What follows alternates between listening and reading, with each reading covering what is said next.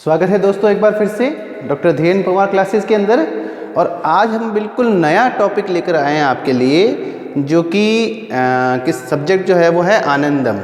अब आनंदम है क्या एक्चुअल में? आनंदम जो है राजस्थान सरकार ने एक नया अनिवार्य विषय जोड़ा है सभी सरकारी कॉलेजों के लिए और सभी फैकल्टीज़ के लिए, यानी बीए, बीएससी, बीकॉम, स्नातक, सभी के लिए, स्नातकोत्तर जो भी है उन सभी के लिए एक प्रोजेक्ट जो नया सब्जेक्ट है उस सब्जेक्ट को अनिवार्य रूप से जोड़ा है। और ये जो सब्जेक्ट है ये एक स्कोरेबल सब्जेक्ट है, यानी कि जो विद्यार्थी की डिग्री है उस डिग्री के अंदर उसके जो प्राप्तांक होते हैं, कुल प्राप्तांक, उन प्राप्तांकों में इसके ग्रेड या इसके अंक को जोड़ा जाएगा।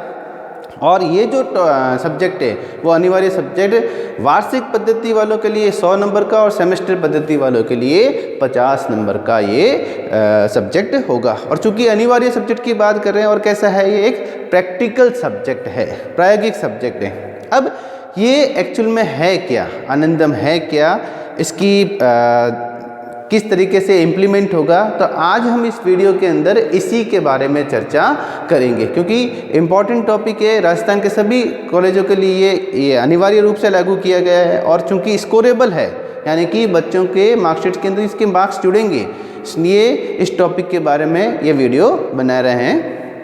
तो ये जो इसका जो कंसेप्ट है एक्चुअल में, ये कंसेप्ट क्या है, इसका कंसेप्ट राजस्थान के हायर एजुकेशन सेक्रेटरी डॉक्टर सुची शर्मा जो हैं उन्होंने इसका कंसेप्ट बताया है कि बच्चों को मोटिवेट करे डिग्री के साथ साथ में कि जो वो पढ़ रहे हैं वो राष्ट्र के लिए और समाज के लिए कितना हितकारी है और उनको खुद को कितना इसमें इंटरेस्ट आ रहा है। तो बच्चों को पढ़ाई के साथ साथ में आनंद देने के लिए, जॉय प्रदान करने के लिए, खुश करने के लिए, ताकि उनमें कर्तव्य भावना का बोध हो कि वो भी समाज के लिए कुछ कर रहे हैं, राष्ट्र के लिए कुछ कर रहे हैं, इसीलिए इस सब्जेक्ट की शुरुआत की गई है। और इस सब्जेक्ट का जो मेन उद्देश्य यही है क्या कि विद्यार्थियों को पढ़ाई के साथ साथ में आनंद का भी एहसास हो, कार्य करने की उनमें प्रवृत्ति हो, राष्ट्र के लिए वो अनुशासित बने, राष्ट्र के लिए कुछ देने की प्रवृत्ति उनके अंदर डेवलप हो, इसीलिए इस सब्जेक्ट की शुरुआत की गई है। और इस सब्जेक्ट की शुरुआत इसी सत्र से 2020-21 से की गई है, जिसमें इस बार तो ये प्रथम वर्ष के लिए और स्नातकोत्तर प्रथम वर्ष, यानी कि जो पीजी है उसके प्रीवियस के लिए, और स्नातक जो है उसमें प्रथम वर्ष के लिए, फर्स्ट ईयर के लिए लागू किया गया है अनिवार्य रूप से। लेकिन ऐच्छिक रूप से द्वितीय वर्ष या तृतीय वर्ष के विद्यार्थी भी ऐच्छिक रूप से इसमें योगदान दे सकते हैं, जिसके लिए उन्हें एक प्रमाण पत्र दिया जाएगा, जो आगे उनके भविष्य में जहाँ कहीं भी सर्विस के लिए वो अप्लाई करते हैं तो उसमें उनको वेटेज दिया जाएगा इस प्रमाण पत्र का। तो काफ़ी अच्छा प्रोजेक्ट है ये। और इस प्रोजेक्ट का लागू कैसे होगा ये प्रोजेक्ट? इस प्रोजेक्ट के अंदर दो हिस्से हैं, एक व्यक्तिगत कार्य करना और एक समूह के अंदर कार्य करना। तो बच्चे को या विद्यार्थी को दो रिपोर्ट जमा करानी पड़ेगी, एक दैनिक डायरी रिपोर्ट और एक समूहगत डायरी रिपोर्ट, ठीक है ना।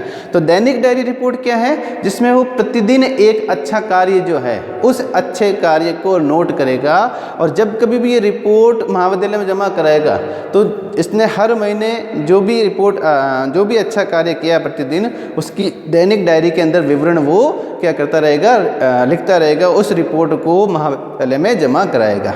अब महाविद्यालय स्तर पर ऐसा तो है नहीं कि सारे बच्चों को एक ही व्यक्ति संभाल सकता है, तो इसीलिए महाविद्यालय स्तर पर क्या किया गया है कि बच्चों के या विद्यार्थियों के छोटे छोटे ग्रुप बनाए गए हैं, जिनको व्हाट्सएप ग्रुप के साथ में जोड़ा जाएगा, और हर टीचर के अंडर में 2 या 3 ग्रुप या 4 ग्रुप हो सकते हैं, और वो उनका मेंटर कहलाएगा।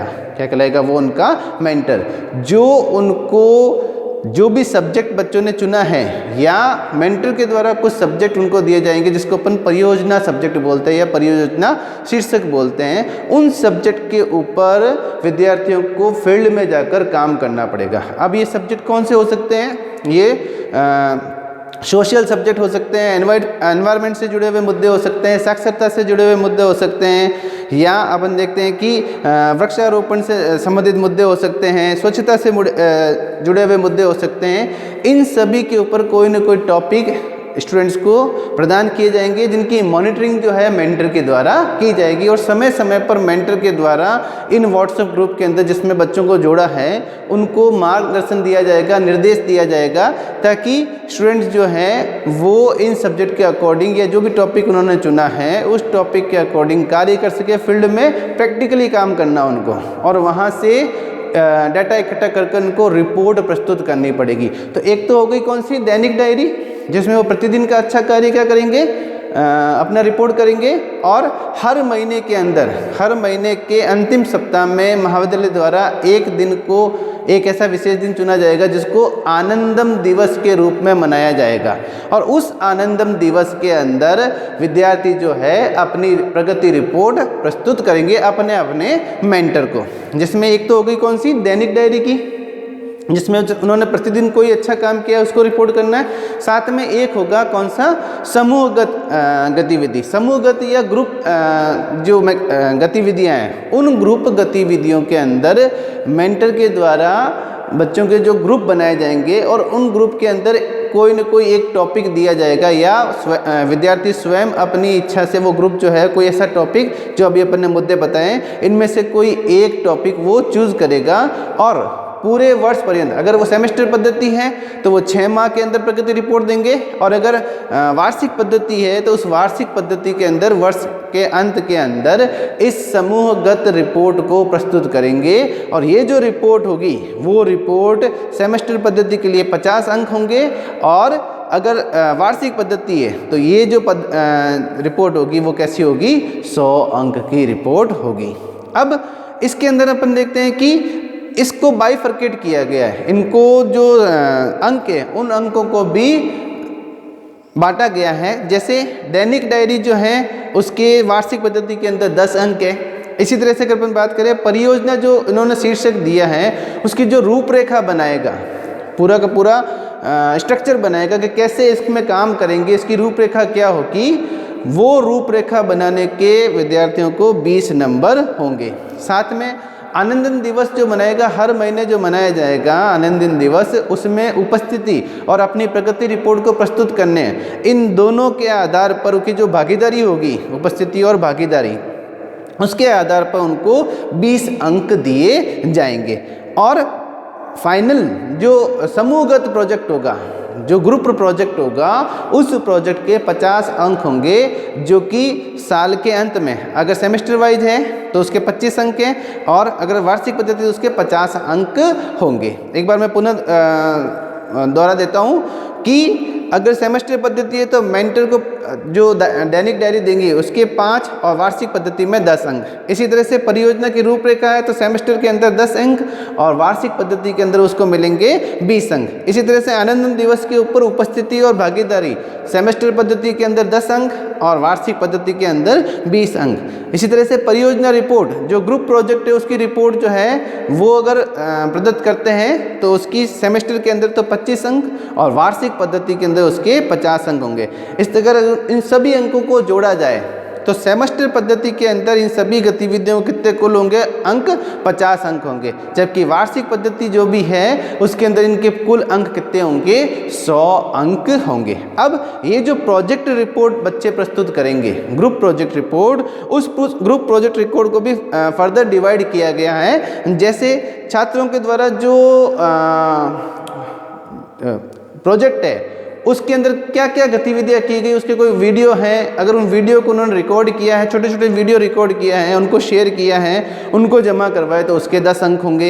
इसी तरह से छात्रों का योगदान कितना रहा, सहभागिता कितनी रही, आपस में कोऑर्डिनेशन कितना रहा, कितने अनुशासित रहे, कितने डाटा को उन्होंने इकट्ठा किया, कितने लोगों को लाभान्वित किया, एक समाज के अंदर कितना योगदान दिया, इस सब की ओवरऑल कितने होंगे, 10 अंक होंगे। और बाकी जो भी उन्होंने प्रोजेक्ट चुना है, जो भी उन्होंने सब्जेक्ट चुना है, उनमें से कितनी समस्याओं का उन्होंने चुनौतीपूर्ण सामना किया, उनका निस्तारण किया, उनको रचनात्मक तरीके से प्रस्तुत किया, उनसे समाज को कुछ उपयोग हुआ या नहीं हुआ, उस सारी जो प्रोजेक्ट रिपोर्ट होगी उसके आधार पर उनको 30 अंक दिए जाएंगे। यानी कुल कितना होगा, ये फाइनल जो रिपोर्ट होगी वो 50 अंक की होगी और 50 अंक दूसरे। तो कुल मिलाकर ये 100 अंक का एक अनिवार्य विषय है जो कि राजस्थान के सभी सरकारी कॉलेजों के अंदर अनिवार्य रूप से इसी सत्र से लागू कर दिया गया है। और उत्तरोत्तर, क्योंकि इस बार तो केवल प्रथम वर्ष से और स्नातकोत्तर प्रथम वर्ष से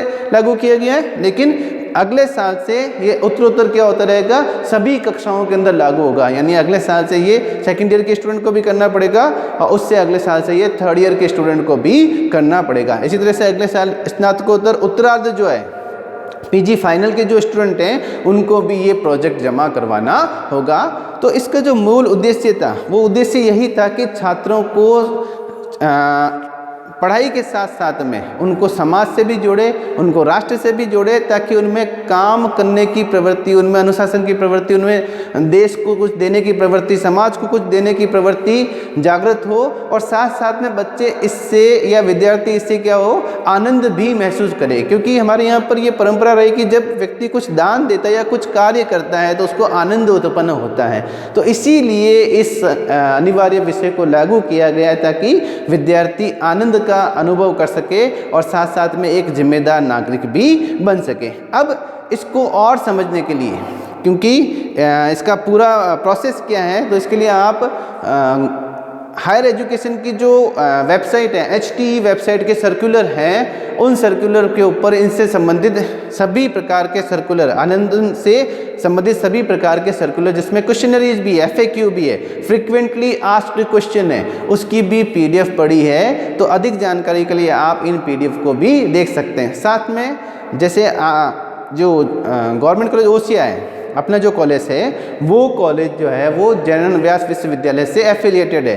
तो JNU विश्वविद्यालय की वेबसाइट पर भी इससे संबंधित सभी प्रकार के दिशा निर्देश जो हैं वहाँ रखे गए हैं। तो अगर ज़्यादा जानकारी लेनी है तो वहाँ से आप जानकारी ले सकते हैं। कुछ जो समूहगत गतिविधियाँ हैं या व्यक्तिगत गतिविधियाँ हैं, जैसे अगर अपन देखते हैं कि व्यक्तिगत गतिविधियों के अंदर जो दैनिक अच्छे काम करना है, इसमें अगर अपन देखते हैं कि स्टूडेंट्स कॉलेज के अंदर आते हैं और क्लासरूम से सारे लाइट पंखे चलाकर फिर जब क्लास खत्म होती है तो ऐसे ही निकल जाते हैं। तो इससे क्या होता है, बिजली का अपव्यय होता है। तो ऐसी स्थिति में अगर स्टूडेंट्स जिम्मेदारी समझकर क्लास से निकलने से पूर्व सारे लाइट स्विच को ऑफ करता है तो ये भी एक अच्छा कार्य गिना जाएगा। अगर महाविद्यालय के अंदर कहीं से लीकेज है या पानी की टैप खुली हुई है तो उसको बंद करना, प्रतिदिन जो फर्नीचर है उन फर्नीचर को व्यवस्थित करके जाना ताकि अगले दिन जब वो क्लास में आए तो उनको फर्नीचर व्यवस्थित मिले। या सार्वजनिक स्थान जहाँ पर भी है वहाँ व्यर्थ में रूप में बहने वाला पानी है कहीं को उनको दिख रहा है तो उसकी जानकारी संबंधित विभाग को देना, या अगर अपने स्तर पर उस बहते हुए पानी को रोक सके, नल को ठीक कर सके तो उसको ठीक करना।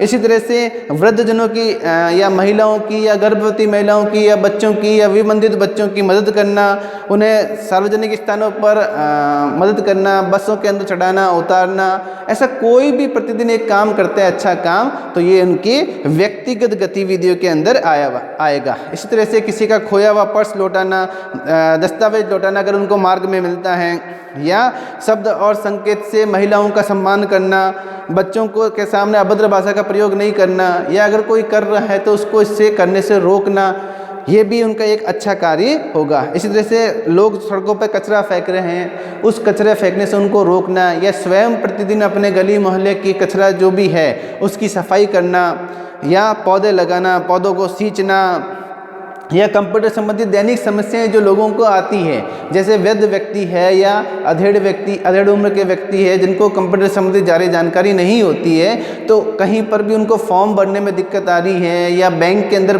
फॉर्म भरने में दिक्कत आ रही है, पासबुक भरने में दिक्कत आती है, तो वहाँ उनकी मदद करना ये भी एक दैनिक कार्य होगा, अच्छा कार्य होगा। इनमें से कोई भी एक कार्य जो है वो विद्यार्थी को प्रतिदिन करना होगा और उसकी रिपोर्ट उल्लेखित करनी होगी अपनी दैनिक डायरी के अंदर ताकि उनके अंक उनको मिल सके। और ऐसा कार्य करने से बच्चों को आनंद भी अनुभव होगा। क्यों? क्योंकि उनको लगेगा भी हाँ हमने भी कुछ राष्ट्र के लिए किया है, समाज के लिए कुछ किया है। इसके अलावा जो समूहगत प्रोजेक्ट होंगे, जो बड़ी रिपोर्ट आपकी 50 नंबर की प्रोजेक्ट रिपोर्ट होगी समूहगत रिपोर्ट, उसके अंदर ग्रुप के अंदर बांटा जाएगा स्टूडेंट्स को, और उन ग्रुप को के द्वारा या तो स्वयं के द्वारा कोई एक शीर्षक चुना जाएगा, या मेंटर आपकी सहायता कर सकते हैं उसमें, जो भी मेंटर आपका बनाया जाएगा वो कोई एक परियोजना शीर्षक जो आपको चुनने में मदद करेगा, और उसके अनुसार उनको फील्ड में जाकर डाटा इकट्ठा करना पड़ेगा। जैसे अगर अपन देखते हैं एक सब्जेक्ट की अपन बात करते हैं, एक टॉपिक की बात करते हैं, एक टॉपिक है गरीब बच्चों को साक्षरता से जोड़ना। अब गरीब बच्चे कौन से? जो झुग्गी झोपड़ी में रहते हैं, जो कचरा बीनते हैं, या ऐसे व्यक्ति जो अपने बच्चों को नहीं पढ़ा पा रहे हैं, मजदूरी कर रहे हैं। तो ऐसे बच्चों को शाम के समय अपना आधा एक घंटा देकर उनको शिक्षित करना, उनको साक्षर करना, वहाँ पर साक्षरता का जागरण फैलाना, कुछ नाटक प्ले कर या उनको समझा कर, साथ साथ में उनको ट्यूशन देकर, जो फ्री ऑफ कॉस्ट होगा। फ्री ऑफ कॉस्ट मतलब यानी कि बिना किसी पैसे के उन गरीब बच्चों को साक्षरता से जोड़ना।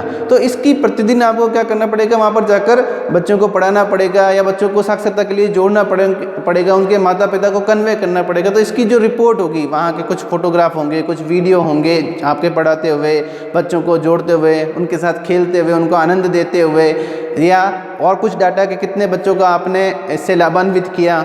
तो ये कैसा हो गया? एक टॉपिक हो गया गरीब बच्चों को साक्षरता से जोड़ने का। तो इसकी पूरी साल भर गतिविधि चलेगी आपकी, और प्रत्येक महीने साल भर गतिविधि चलेगी जो ग्रुप के द्वारा, इन ग्रुप मेंबर्स के द्वारा इनकी गतिविधियों को रिपोर्ट किया जाएगा। उसकी फाइनल एक रिपोर्ट बनाई जाएगी जिसको अपन प्रोजेक्ट रिपोर्ट बोलेंगे। इसी तरह से और भी टॉपिक हो सकते हैं, कई सारे टॉपिक हो सकते हैं। जैसे गाँवों की बात करें, गाँव के अंदर जो अपने ओरण हैं, उन ओरण को लोग अब क्या कर रहे हैं? नष्ट करने पर तुले हुए हैं। बायोडाइवर्सिटी जो है, जैव विविधता, उसको नष्ट करने पर तुले हुए हैं। तो ऐसी स्थिति में जैव विविधता का बचाव, जैसे गांव की जो नाडी है, तालाब है, वहाँ पर अगर आपको कोई टॉपिक दे दिया गया कि गांव की नाडी तालाब की बायोडाइवर्सिटी का संरक्षण, जैव विविधता का संरक्षण, तब ऐसी स्थिति में अगर आप जो भी गांव की जो नाडी है, तालाब है, उसके आसपास जितनी भी बायोडाइवर्सिटी मिलती है, जैव विविधता, जिसमें छोटे जीव जंतु हो सकते हैं, पेड़ पौधे हो सकते हैं, पक्षी हो सकते हैं, प्रवासी पक्षी हो सकते हैं, उनका संरक्षण करना, उनको शिकार से बचाना,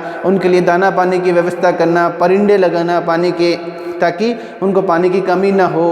अगर अपने वेस्टर्न साइड के अंदर देखें, राजस्थान के अंदर, तो चिंकारा जो है उसका संरक्षण करना, घरेलू चिड़िया जो है उसके लिए घोंसले बनवाना, उनका संरक्षण करना, पेड़ पौधों के चारों तरफ कंटीली बाड़ लगाना, और इससे संबंधित जितने भी फोटोग्राफ्स है, वीडियो है, या कार्य करते हुए प्रोजेक्ट रिपोर्ट है, उस रिपोर्ट को संधारित करना। तो ये भी एक टॉपिक हो गया आपके लिए कि कैसे आप मेजर जो रिपोर्ट है या समूहगत जो है परियोजना, उसमें आप अपना योगदान दे सकते हैं। अब समूहगत परियोजना में चूंकि आपके साथ में 10-12 साथी होंगे, तो ये कोऑर्डिनेशन भी होगा यहाँ पर कि आप समूह के साथ कैसे काम कर सकते हो, कोऑर्डिनेट कैसे कर सकते हो, लोगों के साथ में मिलजुल कर काम कैसे कर सकते हो। तो यहाँ पर एक प्रवृत्ति और डेवलप होगी बच्चों में, मिलजुल कर काम करने की प्रवृत्ति, जिससे राष्ट्र का भी भला होगा और समाज का भी भला होगा, उसका योगदान भी होगा। इसमें वो अनुशासित रूप से कोऑर्डिनेशन भी होगा उनमें कि कैसे 4-5 लोगों के साथ मिलकर कोई काम को समन्वय के साथ में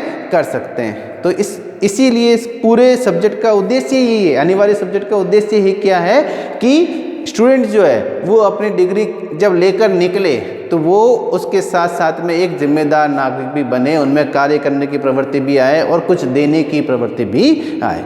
तो उम्मीद करता हूँ कि ये जो टॉपिक आपको लगा होगा, जो आज आनंद विषय वो अच्छा लगा होगा। अब अपने पास में कुछ क्वेश्चनरीज है, उस क्वेश्चनरीज को या FAQ जो है उसको मैं आपके सामने बताना चाहूँगा थोड़ी सी कि आनंदम क्या है क्वेश्चन। वैसे तो ये क्वेश्चनरीज आपको हायर एंड टेक्निकल एजुकेशन की वेबसाइट जो है, कॉलेज एजुकेशन की वेबसाइट पर, वहाँ पर मिल जाएंगे ये क्वेश्चनरीज आपको।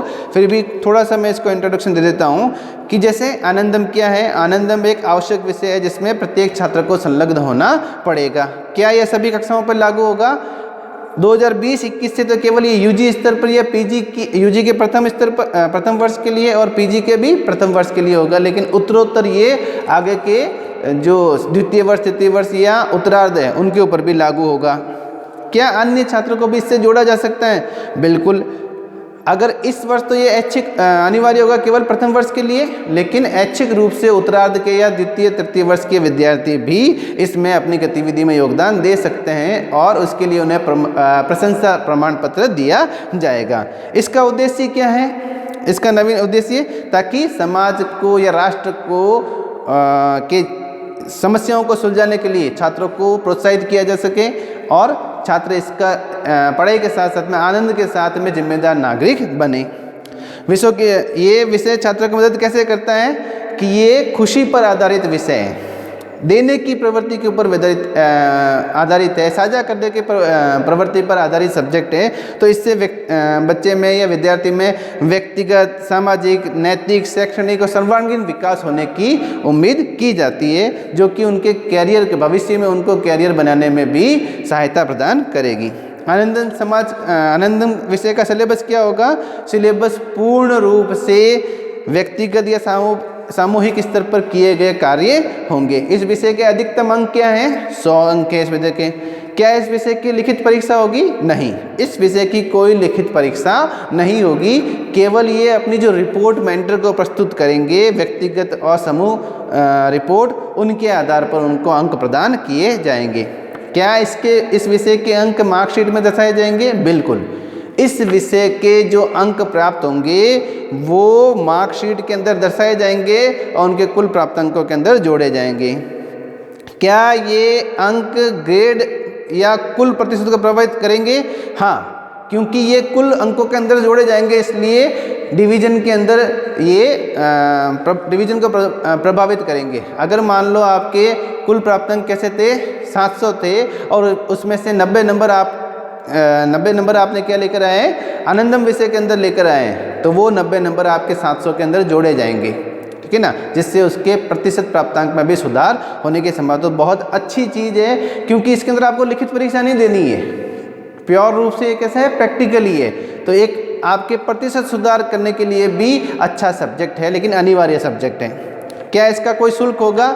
नहीं, इसका कोई शुल्क नहीं होगा, लेकिन जिस विश्वविद्यालय से महाविद्यालय संबंधित है उसमें प्रायोगिक शुल्क जो लिया जाता है, छोटा मोटा जो भी प्रायोगिक शुल्क लिया जाता है, वो उनसे लिया जाएगा नियमानुसार। इस विषय के तहत छात्र को किस प्रकार की गतिविधि करनी होगी? 2 तरह की गतिविधि। एक दैनिक गतिविधि जो कि उसकी व्यक्तिगत होगी, जिसके बारे में अपन ने डिस्कस किया था, और एक समूह गतिविधि जिसमें प्रोजेक्ट उनको पूरा करना पड़ेगा ग्रुप के साथ में। देन व्यक्तिगत गतिविधि से तात्पर्य क्या है? व्यक्तिगत गतिविधि से तात्पर्य है कि प्रतिदिन एक अच्छा कार्य करना। समूह गतिविधि से तात्पर्य क्या है? कि जो प्रोजेक्ट आपको दिया गया है, जो प्रोजेक्ट ग्रुप के द्वारा चुना गया है, जिस विषय पर भी, उससे संबंधित कार्य करना वर्ष पर्यंत। देन एक छात्र समूह कितने प्रोजेक्ट पूरे करने होंगे? एक छात्र समूह को अगर सेमेस्टर में है तो प्रति सेमेस्टर एक प्रोजेक्ट पूरा करना पड़ेगा, और अगर वार्षिक पद्धति में है तो उसमें भी उसको प्रतिवर्ष एक परियोजना को पूरा करना होगा। आनंदम दिवस क्या है? प्रति माह के अंतिम सप्ताह में महाविद्यालय द्वारा एक दिन को आनंद दिवस के रूप में मनाया जाएगा। जिस दिवस पर सभी विद्यार्थियों की उपस्थिति अनिवार्य होगी, वो अपने द्वारा किए गए दैनिक कार्यों का विवरण जो है वो अपने मेंटर को प्रस्तुत करेगा और साथ में अपनी भागीदारी सुनिश्चित करेगा। और आनंदम का मूल्यांकन पद्धति क्या है? मूल्यांकन पद्धति में आपको पहले बता चुका हूँ कि किस तरह से इसका मूल्यांकन होगा, कितने कितने नंबर दिए जाएंगे। तो ये कंप्लीट इंट्रोडक्शन था किसका? नए सब्जेक्ट आनंदम का, जो कि राजस्थान सरकार के द्वारा इसी वर्ष से, इसी सत्र से राजस्थान की सभी गवर्नमेंट कॉलेज के अंदर लागू किया गया है। उम्मीद करता हूँ कि आपको इसकी कंप्लीट जानकारी मिली होगी इस वीडियो के द्वारा। तो इस वीडियो को ज़्यादा से ज़्यादा मात्रा में शेयर कीजिए, क्योंकि नया सब्जेक्ट है, स्टूडेंट्स को इसके बारे में पता नहीं है। तो ज़्यादा से ज़्यादा मात्रा में शेयर कीजिए ताकि सभी स्टूडेंट इस सब्जेक्ट को समझ सके और इस वीडियो से लाभान्वित हो सके।